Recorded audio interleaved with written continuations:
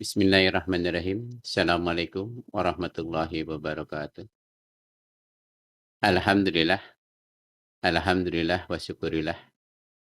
Puja dan puji yang senantiasa kita aturkan kehadirat Allah Subhanahu wa taala.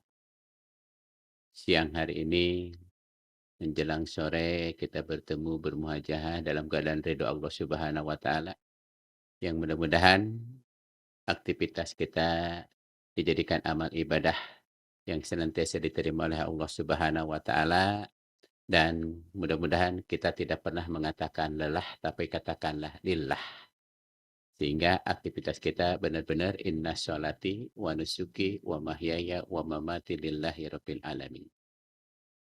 Demikian juga salawat serta salam, tabosan dan tajamu senantiasa kita aturkan, kita limpahkan ke pangkuan Nabi kita Muhammad sallallahu alaihi wasallam bersama keluarga dan para sahabatnya. Yang mudah-mudahan kita semuanya bakal mendapat syafaat beliau di yaumil qiyamah sebagai umat yang konsisten dan konsekuen di dalam ajarannya. Hadirin yang berbahagia dan dimuliakan oleh Allah Subhanahu wa taala. Allah Subhanahu wa taala berfirman di dalam surat ketiga Ali Imran ayat 31 yang berbunyi A'udzubillahi minasyaitonir rajim. Qul in kuntum tuhibbunallaha fattabi'uni yuhibbukumullahu wa yaghfir lakum dzunubakum wallahu ghafurur rahim. Katakanlah ya Muhammad kepada umatmu, kepada para pengikutmu, apakah engkau cinta kepada Allah? Apakah kalian cinta kepada Allah? Semua orang kalau ditanya apakah cinta kepada Allah, pasti jawabannya sama. Iya, cinta kepada Allah Subhanahu wa taala. Ternyata cinta kepada Allah Subhanahu wa taala ada syaratnya. Apa syaratnya? Allah sendiri yang menyebutkan di dalam ayat tadi. Fattabi'uni, ikuti Rasulnya. Jadi kita taat, patuh, mengikuti Rasul itu memang karena perintah Allah Subhanahu wa taala. Bukan permintaan Rasul, bukan perkataan sahabat, apalagi ijma para ulama, tapi langsung perintah Allah Subhanahu wa taala. Nah, kalau kita sudah mengikuti perintah Rasul, mengikuti taat kepada Allah dan mengikuti perintah Rasulnya, Allah akan menyebut kita dengan yuhibbukumullah. Allah bakal mencintai kepada kita. Tapi mari hadirin, sudahkah kita cinta kepada Rasul? Jawaban juga pasti sama. Iya, kita ini sesungguhnya adalah yang cinta kepada Rasul, tetapi sekaligus pelanggar sunnah-sunnah Rasul. Loh kok bisa? Ya bisa lah. Cinta kepada Rasul, tapi sekaligus pelanggar sunnah-sunnah Rasul. Sadar ataupun tidak, mengerti ataupun tidak, banyak kita itu melanggar atas sunnah-sunnah Rasul. Contoh yang paling gampang hadirin. Kalau kita datang ke masjid, yang pertama kita kadang-kadang tidak peduli. Kaki mana dulu yang kita langkahkan waktu masuk masjid? Apakah kaki kanan atau kaki kiri? Kan ada aturannya di dalam agama kita. Tidak sembarangan. Begitu juga nanti begitu kita keluar. Mana kaki yang harus kita langkahkan terlebih dulu? Kaki kiri apa kaki kanan? Demikian juga begitu kita masuk ke dalam masjid. Katanya kita cinta kepada Rasul, ingin dicintai oleh Allah Subhanahu wa taala. Tapi di sini aja kita sudah banyak yang salah kaprah. Masuk ke masjid kadang-kadang nggak peduli kaki yang mana. Begitu sudah sampai di masjid, banyak di antara saudara-saudara kita lupa, lalai dengan melaksanakan tahiyatul masjid. Ya, apalagi pada hari Jumat.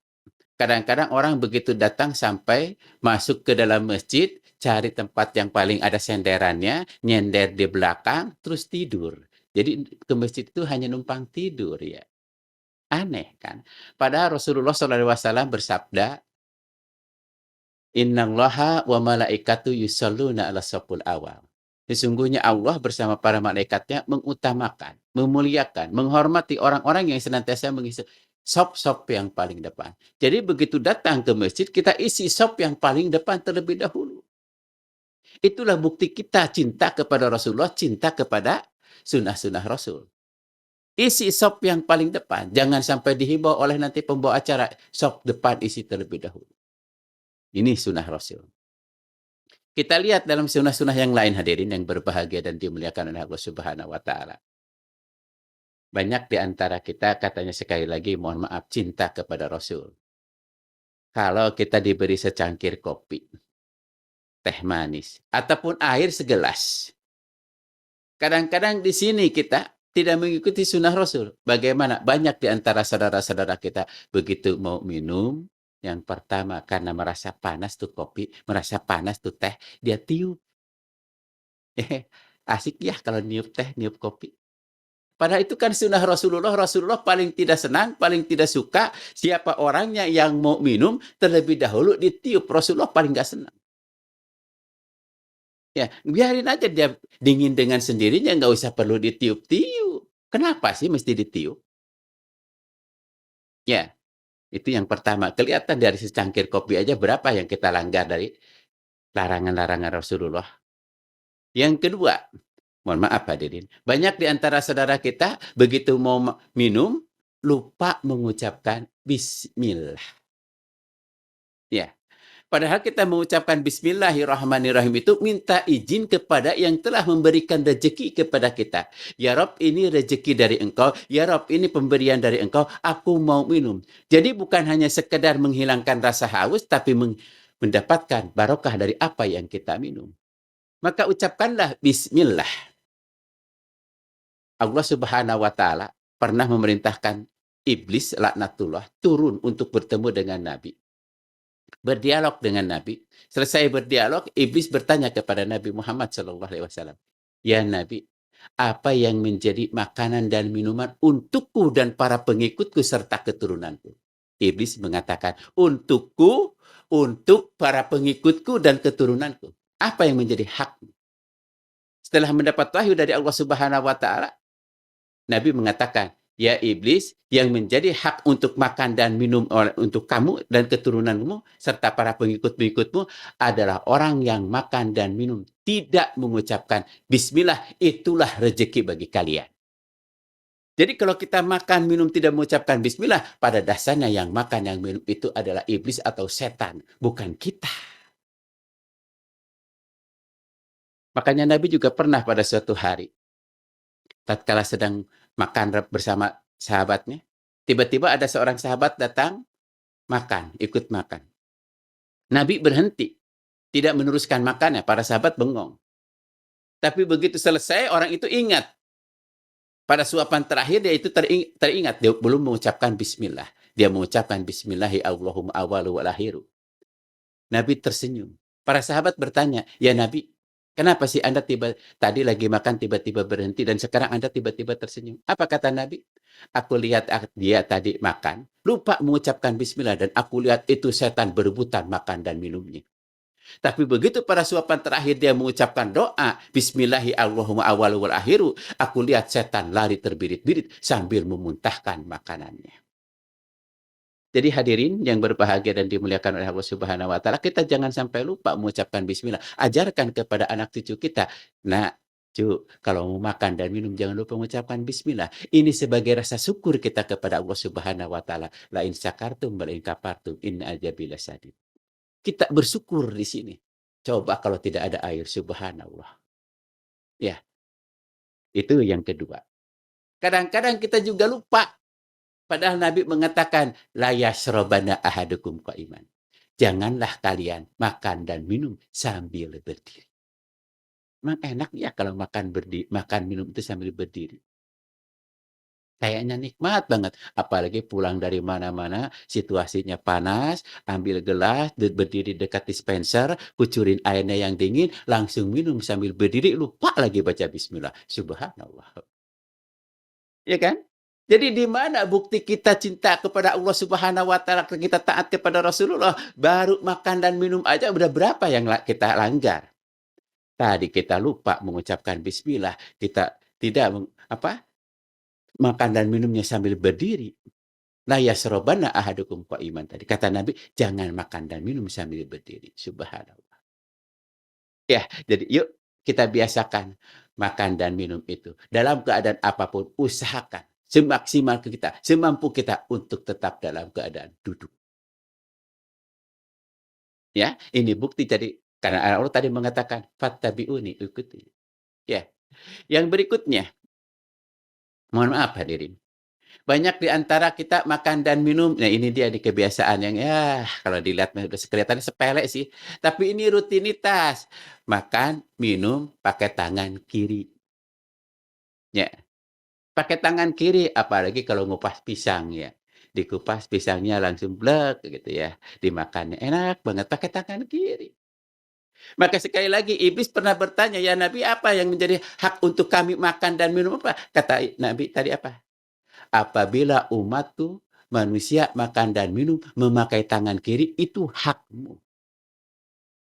Makanya hadirin jangan dianggap sepele. Bagaimana makan dan minum itu akan menjadi sinergi di dalam tubuh kita yang menguatkan kita di dalam ibadah.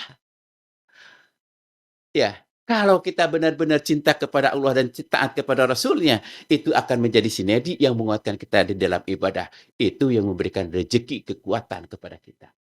Tetapi kalau kita memakan, minum, dan itu ya mengakibatkan kita jadi males untuk ibadah. Karena apa? Yang ada di dalam tubuh kita bukan makan dan minuman itu tadi, bukan sinerginya, tapi yang bersarang di dalam tubuh kita adalah syaitan. Na'udzubillah.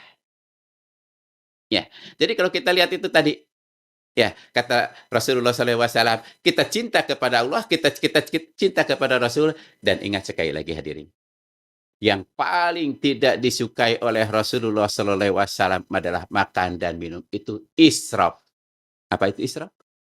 Kita lebih-lebihin, kita buang.